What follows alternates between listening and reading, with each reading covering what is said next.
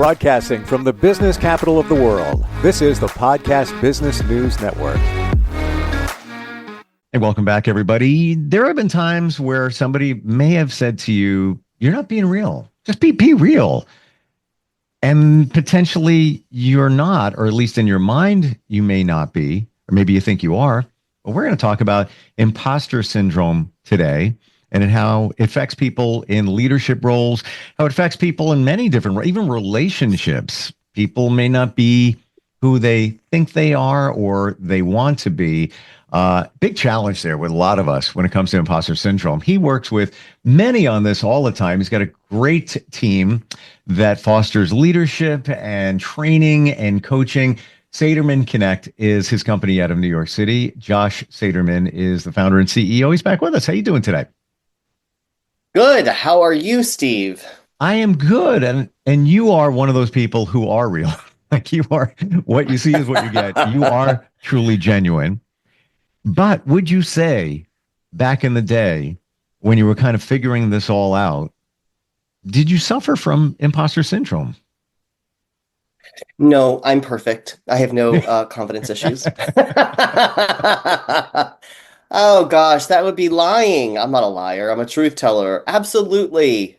Imposter syndrome. Gosh, how many times as a coach do I hear that? And when we talk about our coaching is we talk about this idea of felt need versus true development need, true growth need. And so I start there because a lot of folks will get on a call and say, God, I don't feel like I'm ready, or I don't feel like I'm cut out for it. I don't feel like. So lots of layers to this conversation. Which layer do we peel back first? What a good coaching question.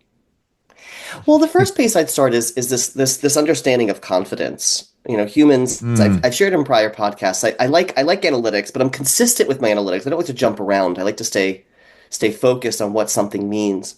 Humans, again, you know, we think about fight, flight, fright. We're human. So roughly 60 to 70% of our thoughts each day are negative, 75% at the max.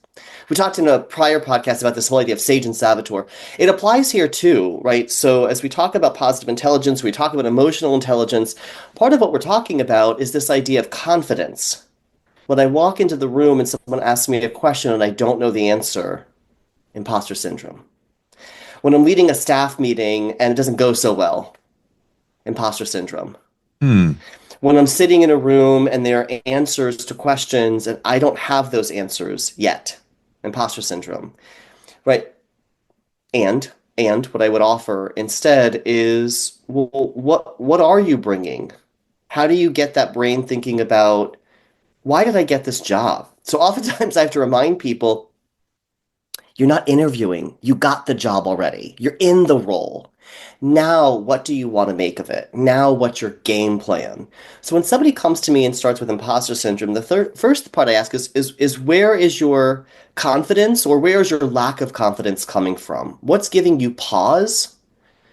What's giving you gas, jet fuel to drive you forward? So I'll use in my coaching, where are their anchors and where is their jet fuel?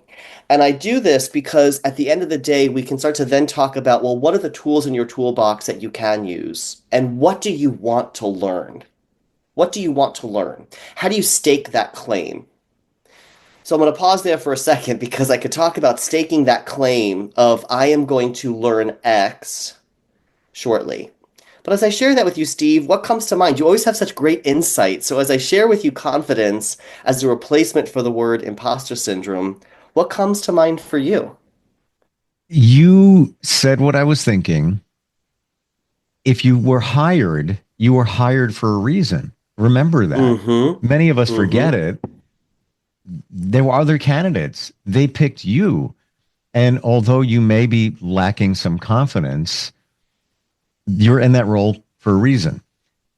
So when it comes to not knowing the answer, I've often heard, I don't do sales, but I mean, it's a piece of what I do in some regards, but that's just not my forte.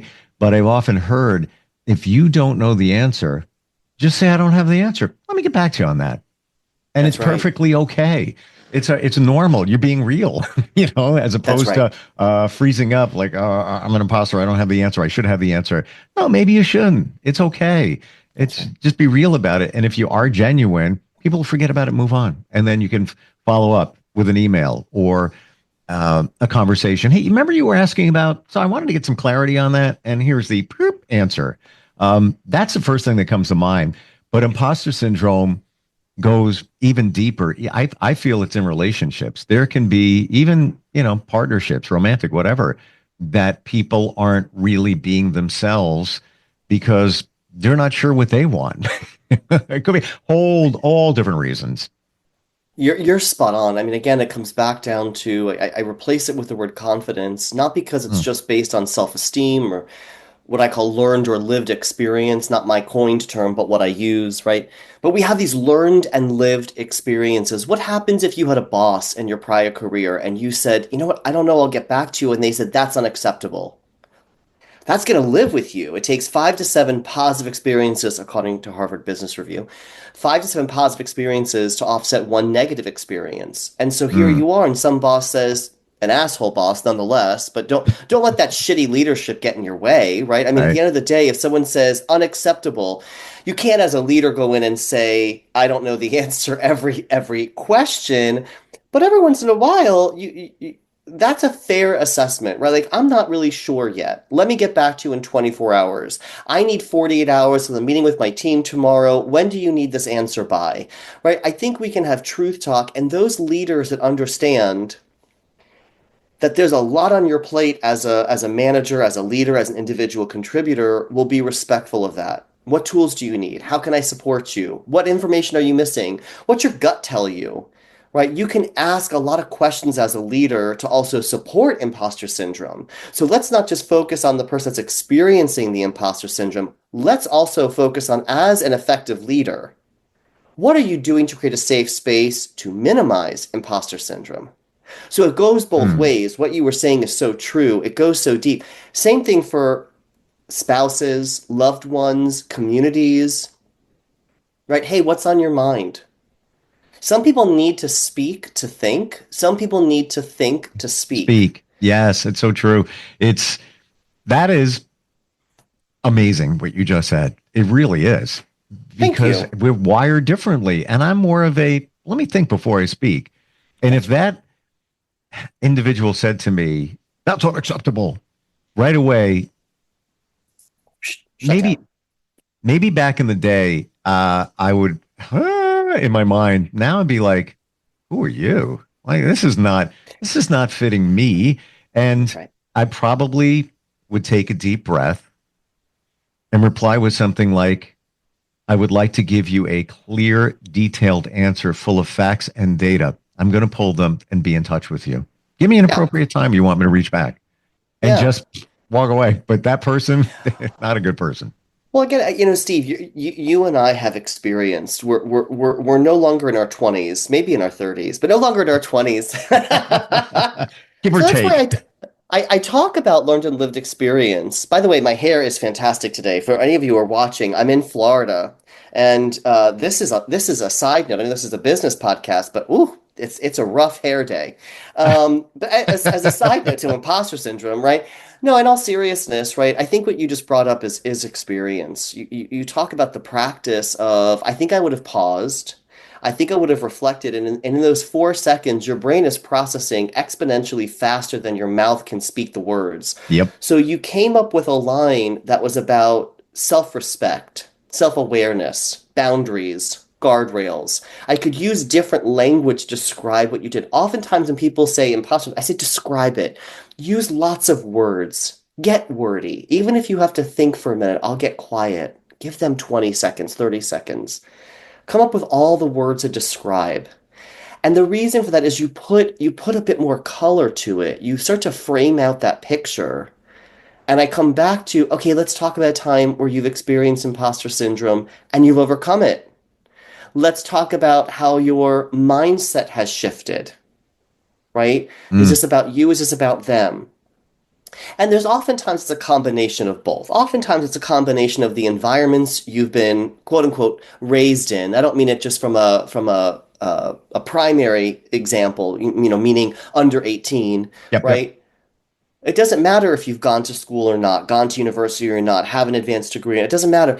Wherever you are in your career, you could be a mechanic and you have gone to vocational school and you had a shitty boss. You could be a corporate lawyer and had an amazing boss. Right? You don't know where your learned and lived experience comes from. That being said, right? It's so important to step into leadership with authenticity. Don't repeat the sins of the past, but rather learn from them and change your leadership style. That's why when we crafted arrive, drive, thrive, right? So if you're experiencing imposter syndrome, try to use some words to describe it other than I feel off, I feel less than. Well, why? Why are you feeling less than? Now, let's go the other direction, Steve. If you are watching somebody again that's experiencing it, what are you doing as a leader to create a safe space to talk about it? So oftentimes, we've done this a little bit in our prior podcasts, oftentimes we will talk about this idea of the toolbox. What tools do you have that are really sharp that you can use to navigate maybe a new role or a new moment or a new project, something that's giving you that feeling of imposter syndrome? What tools do you have that are dull, right? What do you need to sharpen? And what are the tools you don't possess that you need? And in that way, you start to fill into your growth plan. So oftentimes when you're asking the question, am I really cut out for this? What we're really asking is, what are the tools I need to be successful? And if we repivot that language to looking up versus looking down, instead of the deficit of, am I cut out for this? If we look out and we look up and we say, what tools do I need to be successful? Now we can turn that dimmer switch from dark to bright, and we can start to advance in moving past imposter syndrome. When you feel that lack of confidence in a situation, or maybe overall, maybe you took on a new job, is that lack of confidence real? Are you really lacking something, or it's in your mind and it's based on a past experience, whether it was in your childhood, like you said, primal, or maybe a situation with another boss or job? Yes. It's all part of you. Yes. Yes. I mean, it's hard to pinpoint. It's a great question. It's a really thoughtful question, Steve. I think, like many conversations, to be fair, I think many conversations start at the kitchen table and not the conference table.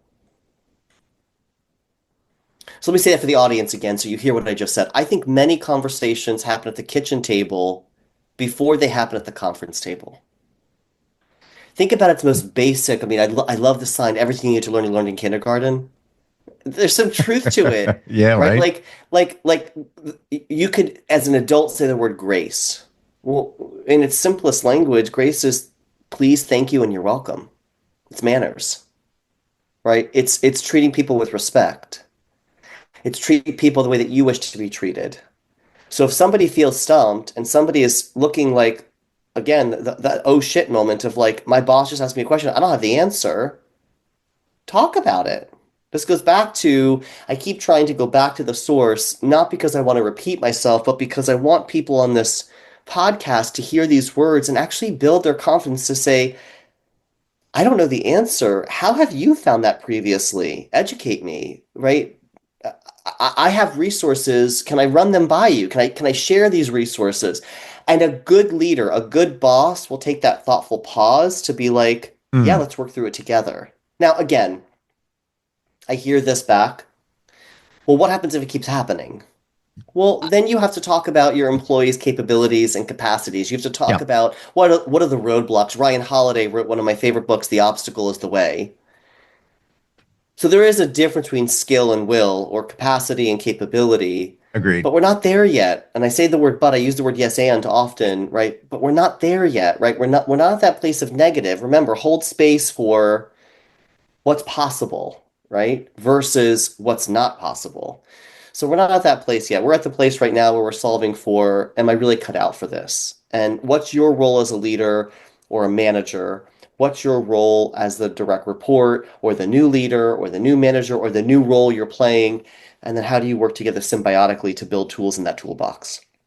I like what you said about the kitchen table and not the conference table. It's almost as if you're being masked down and you're working on it together with your superior.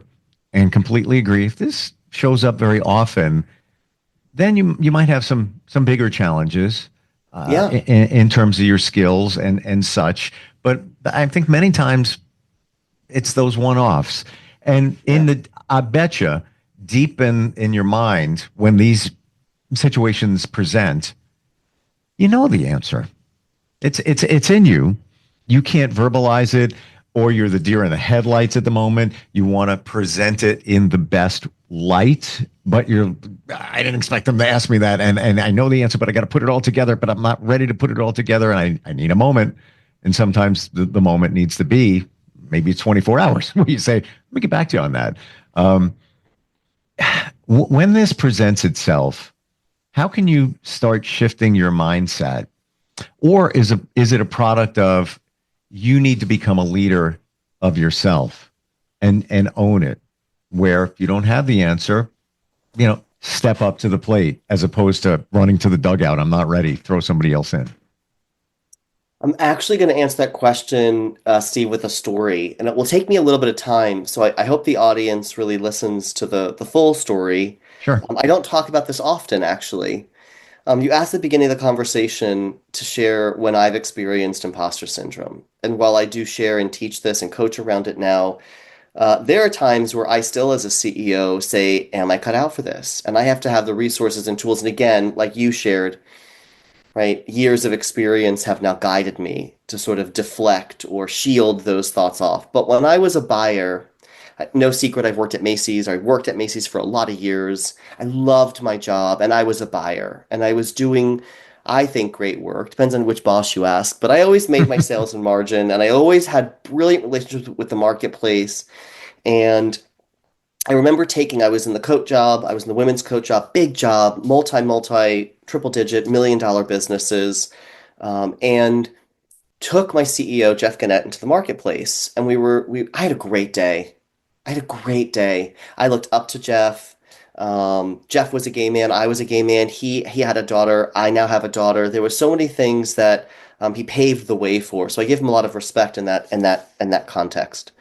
We came back, and within a couple of days, I had to travel out to the West Coast, and I was with vendors, and I got a phone call from my boss. And the phone call went like this: Jeff wants you to interview for this job. It's the vice president of fashion. Pretty significant promotion. And I said, I'm not interested. No. And I didn't think that was my career path. Let me say it differently. I didn't think I was cut out to be a fashion director. I didn't think that was my next step. That was a version of imposter syndrome. Saturday morning, I woke up. I was now back in town. I'm sitting at a brunch with a former assistant buyer who's now a colleague. And he says to me, excuse my language for those on the call, please forgive me. But he literally said, are you fucking kidding me? The CEO just asked you to take this job and you said no? And I thought about it for a second and I said, my fear is getting in the way, imposter syndrome. I called back my boss. I interviewed for the job. I got the job, but it gets better. 5 days later, I get the job. 2 weeks later, I'm sitting in the fashion office, no longer in the buying office, and I'm sitting there with a Mac. I've had a PC for the last 8 years, 7 years. I'd be crippled. Yeah, that's what happened, right? I'm sitting in this office by myself versus running a fairly large team. And I am sitting, and it's a new position. I don't have my assistant yet. I'm sitting with this laptop, and I'm going, what do I do next? And that's where the mindset starts to shift. What I learned in that moment was, well, what can you work on? What is in front of you? So quite frankly, I Googled how to use a Mac. And that day, I wasn't a fashion director. I was a student of how to use my Mac. And so part of the mind shift is, what tools do you need? But I would be lying to you if I didn't say there were moments in that first year or 2 or 3. And I continued to have different jobs. They continued to promote. And I was very fortunate that I think I delivered. Otherwise, I wouldn't have gotten promoted. And so, but with each job, it was that feeling of like, oh shit, what do I do next? This is common. This is human. The question is what do you do with those thoughts? how do you pivot your energy into what's possible? So you build your game plan. This is no different than any other to-do list or any other activity. So I wanted to share that story with the audience because that's a real story for me. That's I what love really it. happened. I love mean, it. I don't know the dynamics, but I'm kind of surprised that you shunned that position, but you weren't feeling it being your purpose. And guess what? They gave you a new tool. To some, the Mac is that's they're like their right arm. No big deal. It was a different tool for you. You had to learn that tool. And even in your story, I feel memories come back for me after many decades working in a broadcast company, super successful, time for a change. Someone hired me who I know very well for a new position. And I mean, it was all new. I used to get up at 3 o'clock in the morning. Now I'm in rush hour traffic driving to this job. I didn't even know what the job really was. I had to kind of make it up as I went along. And there were many times sitting in an office where I'm like, what am I supposed to be doing here? yeah, And I yeah. kind of started walking around and identifying things. He had built a major website. He kind of got hosed on it because he trusted people. And I lifted the hood and said, we have problems here. We have major issues. Yeah, close the hood. Right. You need to fix this. Long story short, I got him on The View and some other big shows, and the website crashed. They weren't ready. But past that, I really didn't have a role. It didn't feel right for me.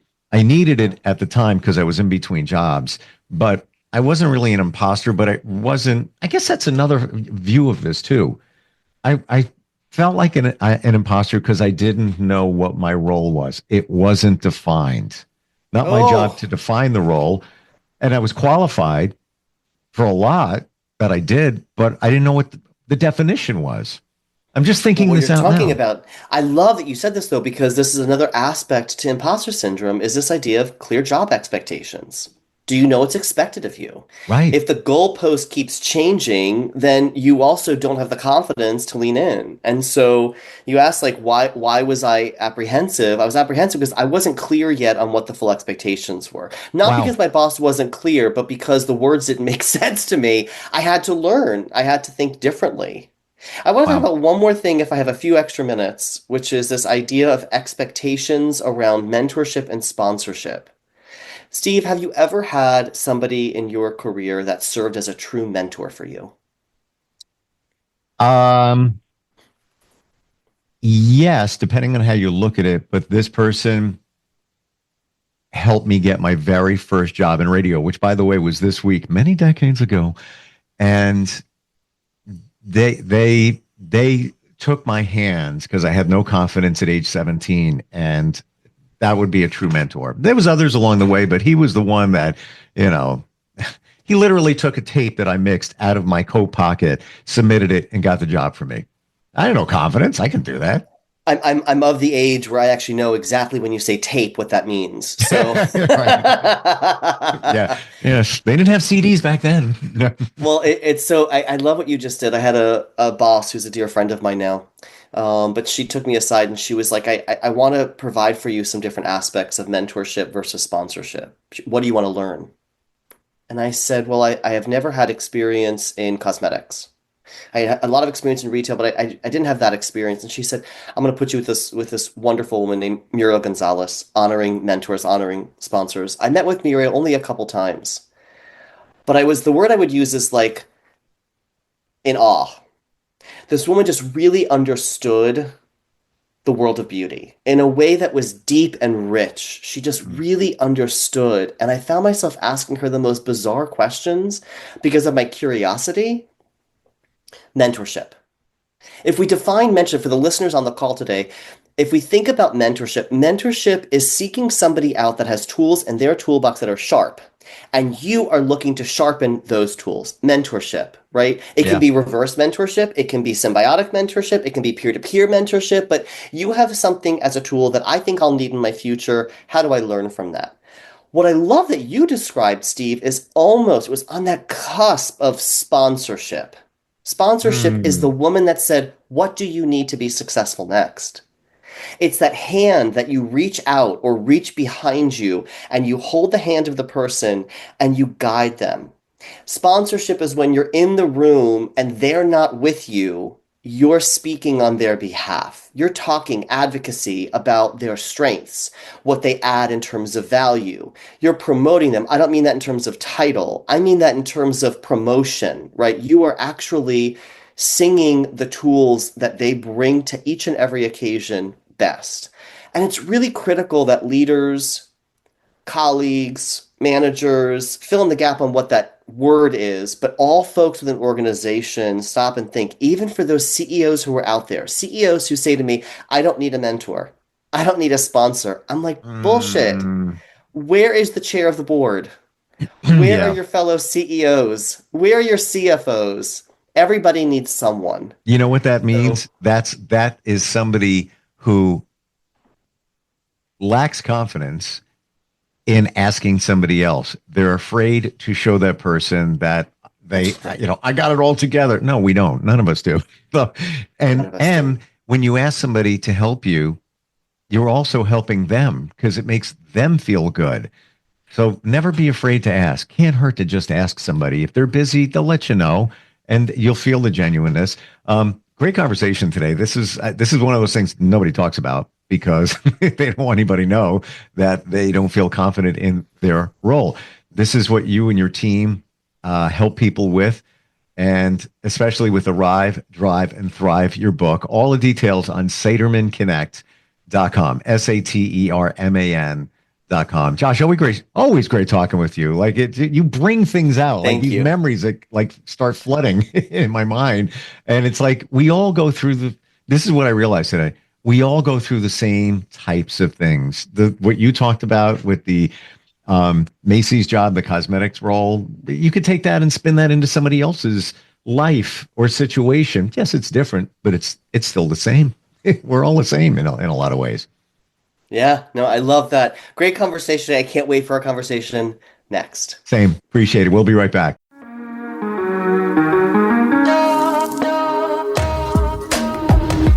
Broadcasting from the business capital of the world, this is the Podcast Business News Network.